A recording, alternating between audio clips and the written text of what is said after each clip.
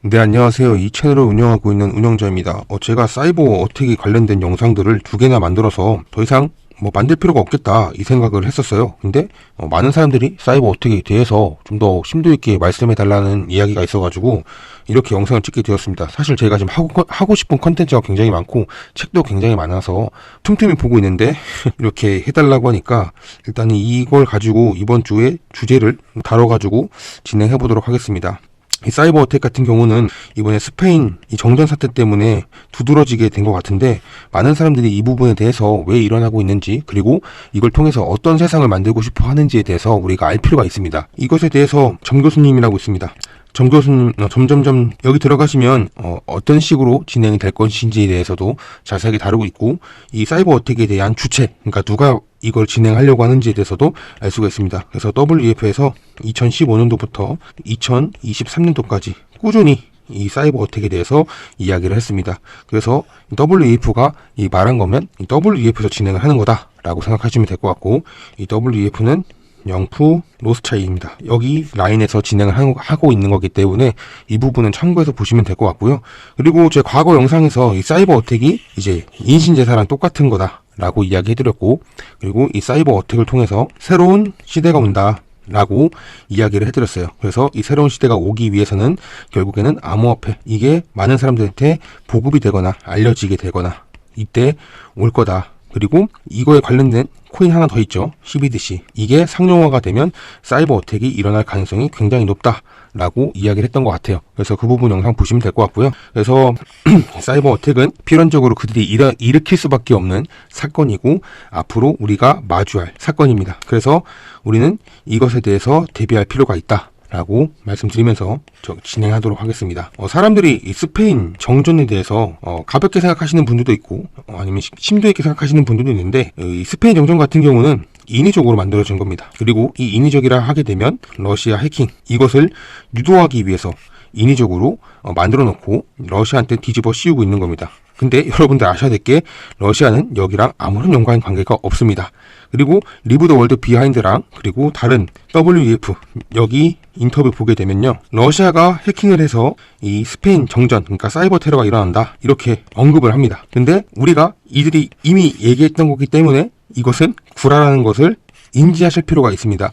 러시아를 악마화 만들어가지고 전 세계 3차 세계대전을 일으키기 위한 그들의 아젠다입니다. 그래서 우리는 분별할 필요가 있습니다. 자, 이 스페인 정전이 어떻게 일어나는지에 대해서 한번 진행해 볼 텐데요. 이 스페인 정전 같은 경우는 알리칸테, 여기 인근 프랑스 송전선이 있습니다.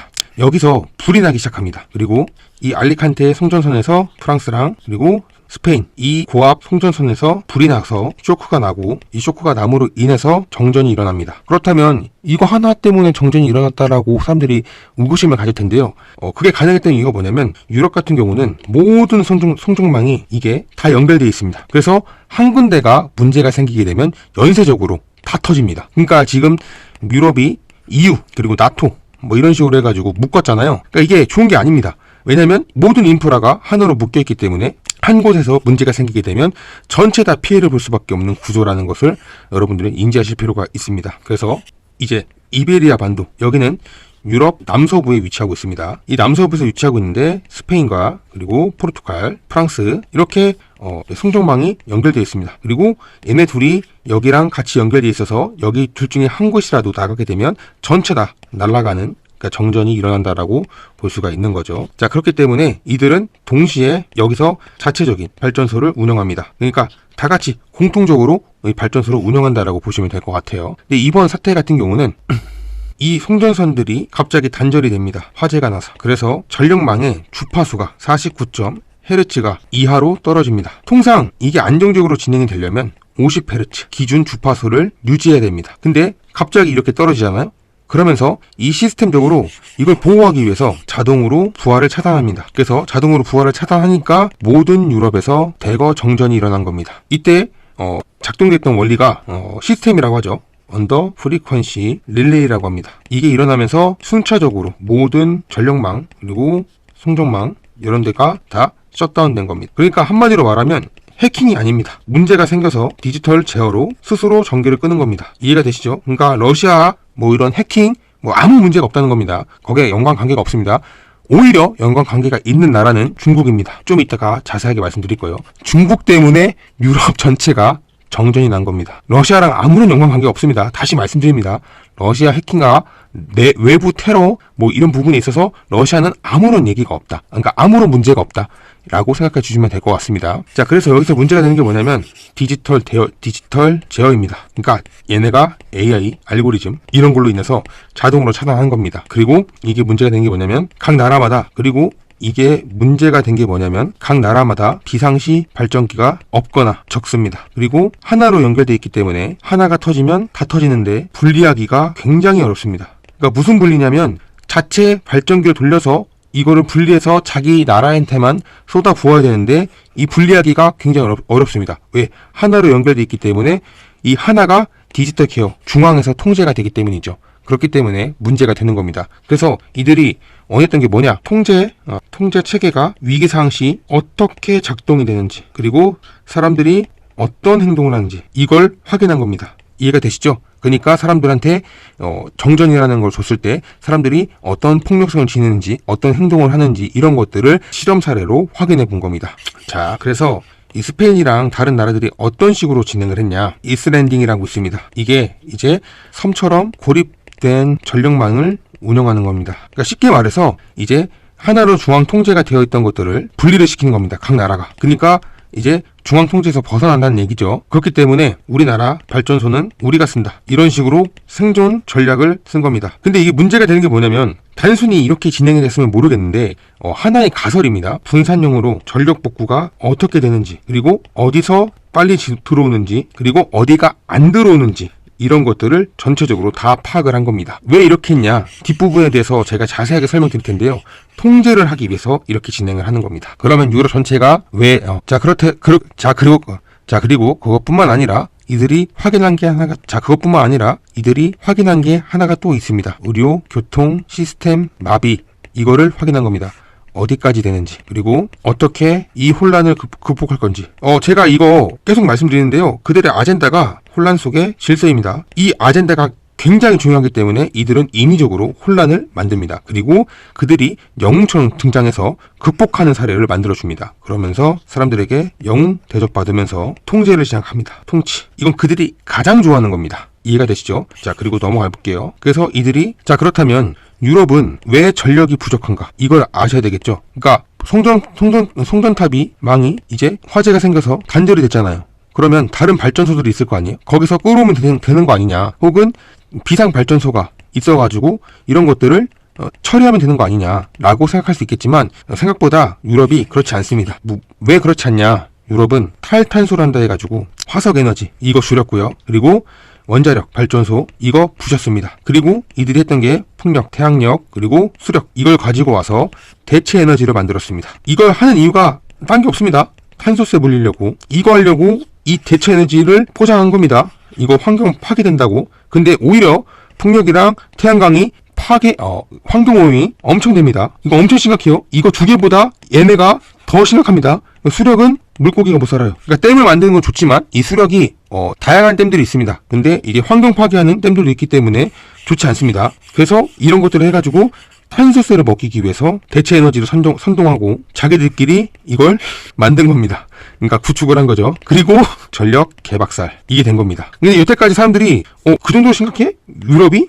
대체 에너지가 그렇게 많아? 라고 생각할 수 있겠지만 제가 뒤에 그림 하나 갖고 왔습니다. 이건 2023년도 기준인데요. 독일 같은 경우는 51%가 이제 풍력이랑 태양광에서 가져오고 덴마크 같은 경우는 77.6%가 풍력이고 스페인 같은 경우는 49.4%가 태양광이랑 수력이고 프랑스 22%, 이탈리아 37%입니다. 그러니까 지금 이게 전부 다 대체 에너지 이걸로 넘어가고 있는 추세고 얘네가 에너지를 만들어요. 어디에? 여기 기준에다가. 근데 이게 2023년도 기준이잖아요. 2025년도 기준으로 봤을 때 스페인은 100%가 재사용 에너지, 그러니까 친환경입니다. 이걸로 바꿨습니다. 그리고 정확하게 일주일 뒤에 정전. 아무것도 할 수가 없는 상황이 온 겁니다. 자, 그렇다면 이 친환경이 왜 좋지 않은지에 대해서 많은 사람들이 의구심을 가질 수도 있고 아직까지도 멍청해서 이런 것도 잘 모르는 분들이 계실 텐데요. 이 태양광 같은 경우는 날씨가 흐리면 전력 생산이 안 됩니다. 그리고 날씨가 더우면 태양광 패널에 있는 반도체가 녹습니다. 그러면 망가져서 에너지 생산이 안 됩니다. 자, 그뿐만 아닙니다. 겨울철에 추우면 태양광 반도체가 옵니다. 그러면 에너지 생산이 안 됩니다. 자, 그뿐만 아닙니다. 겨울철 되면 얼어붙습니다. 그러면 풍력 가동이 안 됩니다. 그리고 풍력은 바람이 안 불면 에너지 생산을 할 수가 없습니다. 자, 수력. 이거 가뭄이 오거나 온도가 높으면 폭염이라고 할게요. 여기서 에너지 생산이 안 됩니다. 실제로 2022년도, 2023년도, 2024년도에 유럽에서 폭염이 엄청나게 심각해가지고 가뭄이 와가지고 강의 물이 말라서 수력 발전소가 진행이 안 됐고, 그 다음에 태양광 패널이 다 녹아버려서 에너지 생산이 되지 않았습니다. 그리고 폭염이다 보니까 바람이 안 불죠. 바람이 안 부니까 풍력도 쓸 수가 없었습니다. 그래서 전체적으로 유럽에서는 에너지난이 일어났습니다. 그래서 그 에너지난을 막기 위해서 프랑스가 뭐 했냐? 에어컨을 안 썼습니다. 이거 기억나실 거예요. 올림픽. 이래서 안 쓴 거예요. 대체 에너지 하겠다고 이지랄 해가지고 전력 생산이 안 되니까 많은 사람들이 이제 에어컨 같은 것들을 사용하게 되면 전력이 올라가게 되면 이제 자동으로 정전이 되니까 안 쓴 겁니다.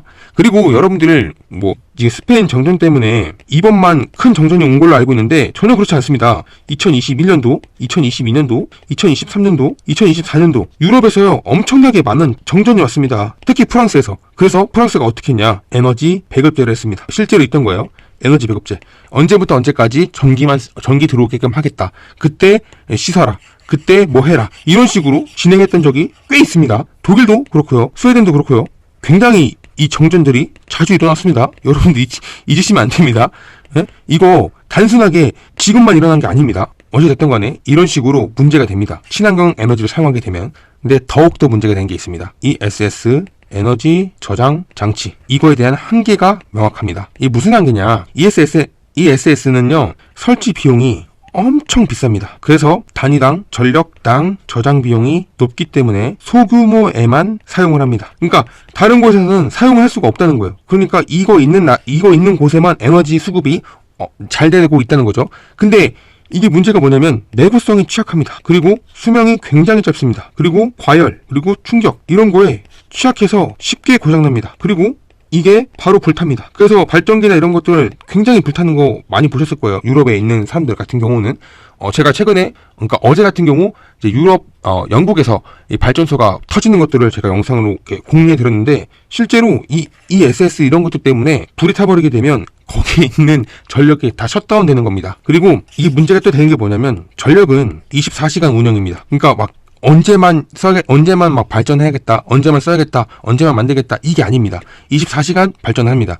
그래서 밤에는 잉여 전력이 남습니다. 그래서 이 잉여 전력이 남기 때문에 이걸 버립니다. 이거를 보관할 수 있는 아직까지 그런 기능이 많이 없습니다. 기술도 많이 없고. 근데 유럽은 생산도 좋아인데 이게 해가지고 전력 생산을 보관도 취약합니다. 그래서 전력이 그냥 사라집니다. 실제로 이 전력을 사라지지 않게 하기 위해서 러시아, 그리고 도쿄, 여기 일본이죠. 얘네는 뭐하냐? 비트코인 채굴을 합니다. 왜냐면 밤에는 이 전력이 남거든요. 그래서 이 비트코인 채굴을 하고 있습니다. 어찌됐든 간에 이런 것들에 대해서 여러분들 아실 필요가 있는데, 이 ESS를 엄청나게 많이 쓰고 있는 데가 유럽입니다. 그러면서도 전력은 버립니다. 실제로 독일 같은 경우 태양광 에서 나오는 과잉 전력 이런 것들을 보관하지 않고 다른 나라한테 흘려보냅니다. 아니면 이거를 버립니다. 이것만 가지고 있었어도 다른 나라들한테 보내줬었어도 이때 당시만 그러면 안전하게 복구하는데 빠르게 진행됐을 겁니다. 근데 그런 게 없었다는 거죠.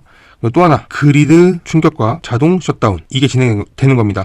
자동 셧다운 같은 경우는 아까 얘기했습니다. 디지털 제어, 이거 중앙에서. 자, 이 그리드 같은 경우는 기존 전력망입니다. 전력망. 근데 이 기존 전력망이 꾸준히 전력으로 유지를 시켜줘야 됩니다. 그러니까 아까 말했듯이 50Hz 이걸 그대로 계속 유지를 해줘야 됩니다. 공급을 계속 해줘야 된다는 얘기죠. 근데 태양광이나 수력이나 풍력 같은 경우는 이 헤르츠가 들쑥날쑥합니다. 이렇게. 그렇기 때문에 계속적으로 유지가 안 되는 겁니다.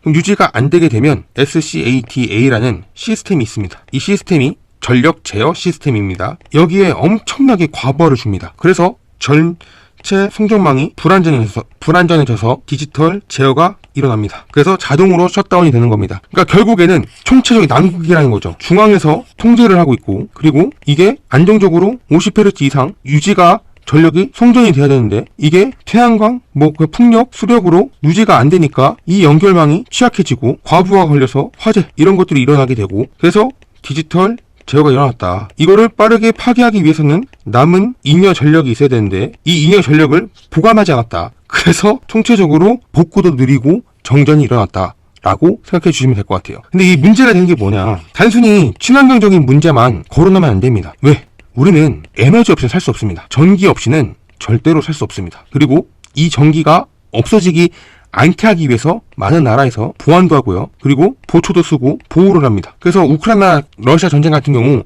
가장 먼저 쳤던 데가 어디입니까? 발전소입니다. 이 발전소가 가장 중요한 겁니다. 근데 이 발전소를 계획적으로 이번에 조진 겁니다. 그래서 사회, 국가 기반 인프라를 망가뜨리는 겁니다. 그리고 이 망가뜨림 통해서 사람들의 행동을 지켜본 겁니다. 그래서 사람들이 어디에 많이 가냐, 무슨 행동을 하냐, 특히 어디? 은행. 여기에 굉장히 많이 갔습니다. 돈 빼러. 이런 것들을 다 확인한 겁니다. 사람들이 돈 많이 빼나?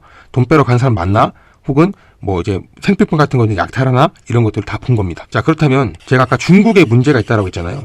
그럼 중국이 왜 문제가 되는지에 대해서 이야기해 드릴게요. 러시아는 아무런 연관 관계가 없습니다. 아무런. 이때 뭐 우크라이나 뭐 해킹해가지고 이런 사례가 있어서 러시아가 문제다라고 프로파간다라는 병신들이 존나 많은데 전혀 그렇지 않습니다. 이것은 어디까지나 중국의 문제입니다. 왜? 지금 유럽의 인프라에서 중국산 부품이 엄청 많습니다. 영국도 그렇고요. 진짜 엄청나게 많습니다.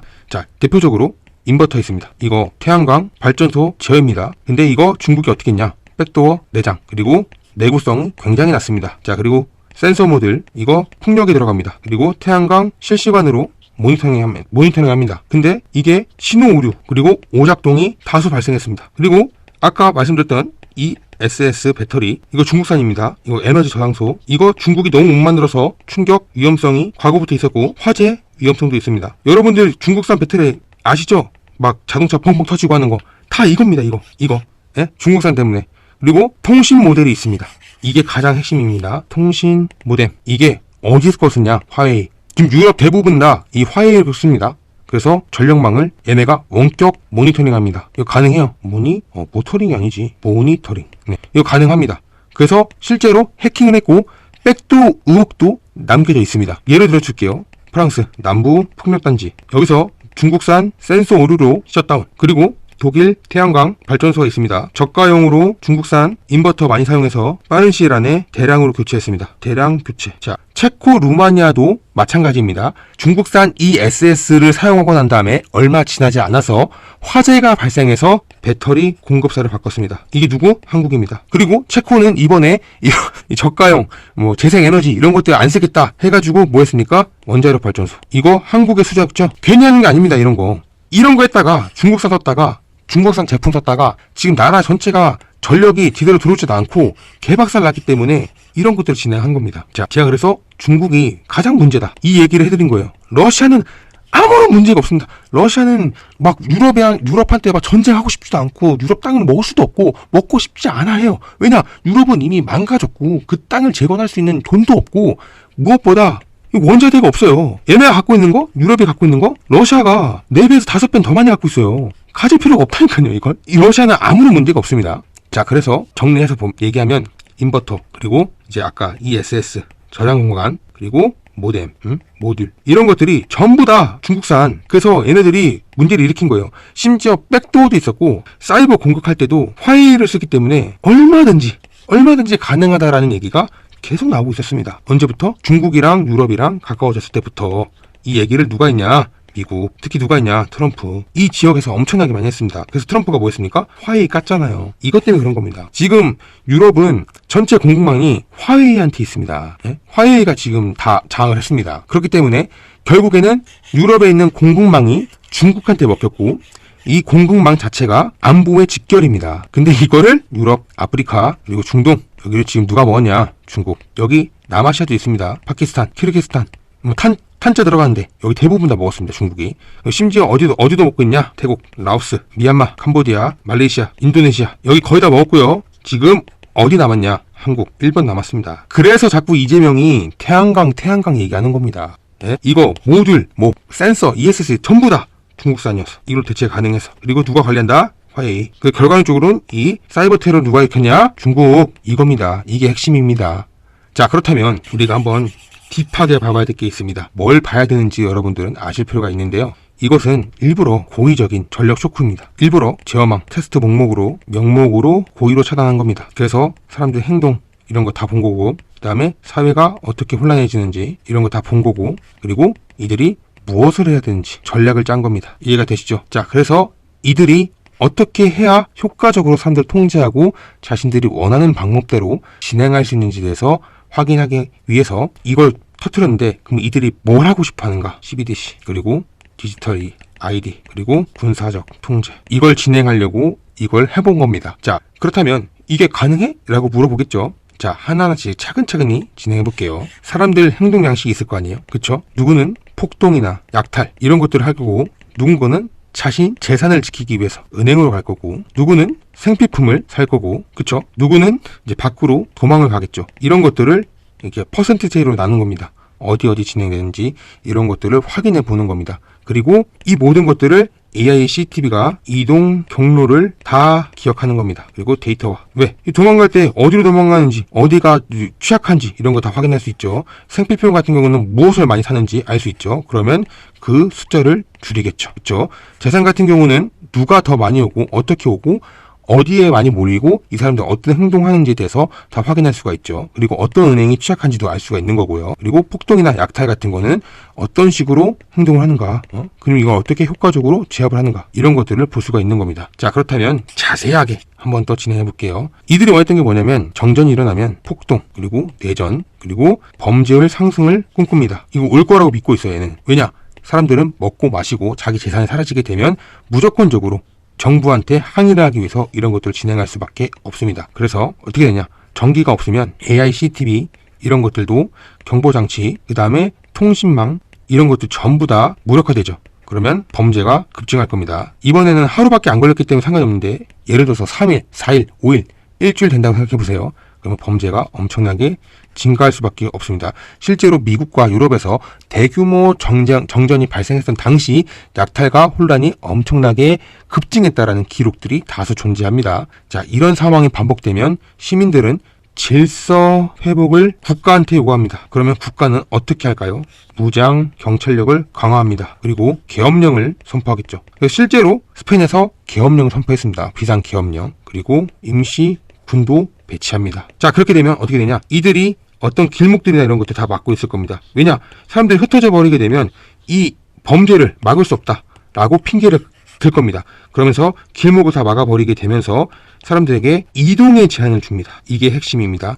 이동의 제한을 주게 되고, 다른 곳으로 가기 위해서 사람들이 왔다 갔다 해야 된다. 그러면 정부가 분명히 디지털 통행증, 이게 디지털 아이디죠. 이거를 발급하는 사람들, 그리고 국가가 인정하고 아무렇게 흠이 없는 사람들 위주로만 이걸 진행할 거다라고 발표를 하게 될 겁니다. 그래서 정전이라던가 뭐 교통신호, 지하철 이런 것들 다 마비가 되니까 이런 사람들 위주로만 진행하게끔 만들 겁니다. 자, 우리는 겪어봤죠. 과거에 어떤 걸 겪어봤습니까? 코로나 때 우리는 백신 패스를 받았습니다. 이 백신 패스를 똑같이 적용하는 겁니다. 이해가 되시죠? 그리고 이들이 어디는 안 된다라고 못을 박아서 정해진 루트 안에서만 이동이 가능해질 겁니다. 그리고 이것은 모두 다 QR코드 기반으로 진행이 될 거고, 지역 간의 거리, 그리고 동선, 그리고 시간, 그러니까 얼마나 머물렀는지, 그리고 뭐 위치 추적 이런 것들 전부 다 실시간으로 진행이 될 겁니다. 그리고 모든 검문소는 전자검문서가 진행이 될 겁니다. 이게 전력위기 대응 통행증 이런 식으로 보게 되면 될 것 같습니다. 자, 그리고 더 심각한 게 있습니다. 제가 아까 이 SS 이거 에너지 저장 장치 이거 괜히 이야기한 거 아닙니다. 이거 비싸가지고 소규모만 가지고 온다고 했죠. 그러면 자, 여기 지역에는 전력이 들어옵니다. 이걸 가지고. 근데 여기 지역에는 전력이 안 들어옵니다. 그러면 여기 지역 사람들 같은 경우는 안전하게 전력을 쓸 수 있겠지만, 여기는 전력이 안전하게 공급이 안 되면 어떻게 하겠습니까? 전력 배급제, 에너지 배급제라는 겁니다. 제 과거 영상에서 에너지 배급제에 대한 이야기를 해드렸습니다. 이들이 원하는 거, 그러니까 WEF, 그 다음에 금융 세력들, 얘네들이 원하는 게 뭐냐라고 했을 때 식량, 그리고 식수, 그리고 에너지 배급제, 이걸 걔네가 하고 싶어 한다라고 엄청나게 많이 말씀드렸습니다.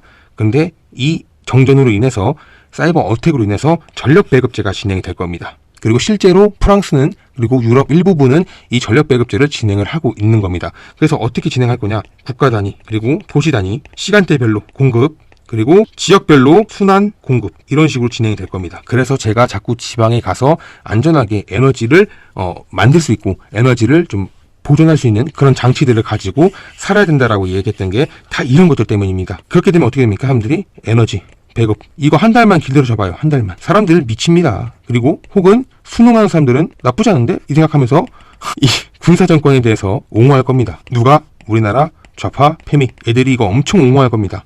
이런 식으로 진행이 되는 겁니다. 자, 그리고 어디 넘어가게 되면 전력이 안 들어옵니다. 그러면 전력이 안 들어오게 되면 사람들이 무슨 짓을 하냐? 나쁜 짓을 할 수 있습니다. 범죄. 자, 그럼 이때 뭐 할 거냐? 당연히 이거죠. 이거 하는 겁니다. 이거. 그래서 사람들끼리 이런 식으로 교류가 되면서 사회 전체적으로 많은 사람들이 중독이 될 겁니다. 이해가 되시죠? 엄청나게 마약이 퍼질 겁니다. 자, 이런 식으로 디지털 아이디부터 시작해서 그리고 통행, 금지, 이동 이런 식으로 얼마든지 진행이 가능합니다. 자, 그런데 여기서 더 중요한 게 있습니다. 이제 전력을 쓰잖아요. 그러면 디지털 아이디가 이 모든 것들을 활용하게 될 겁니다. 그러니까 전력을 얼마나 썼냐 계량기로 실시간으로 확인 가능합니다. 그래서 특정 이상 많이 쓰면 자동 차단. 이해가 되시죠? 이런 식으로 디지털 배급제가 올 겁니다. 자, 그리고 마지막으로 여러분들이 아셔야 될 게 있습니다. 결국에는 이 시간들이 극복이 된다 하더라도 재산이 가장 중요하죠. 그렇죠? 이 재산이 가장 중요합니다. 지키기 위해서. 근데 디지털이래.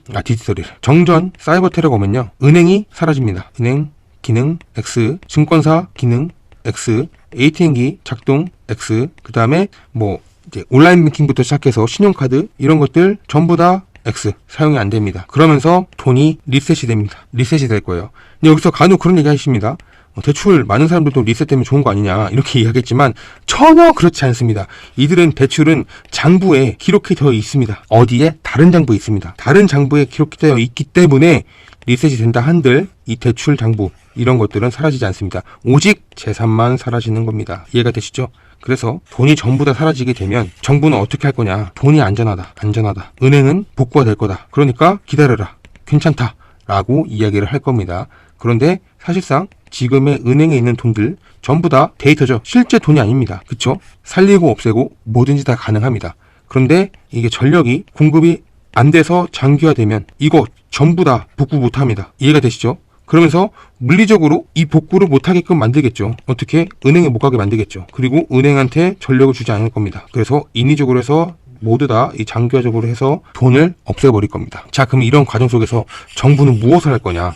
이게 중요하겠죠. 정부는 롤백 기능이 없다라고 이야기하면서 자산 백업이 안 되기 때문에 새로운 통화를 주겠다. 이게 CBDC입니다. 이것으로 보상을 하겠다라고 이야기를 할 수가 있습니다.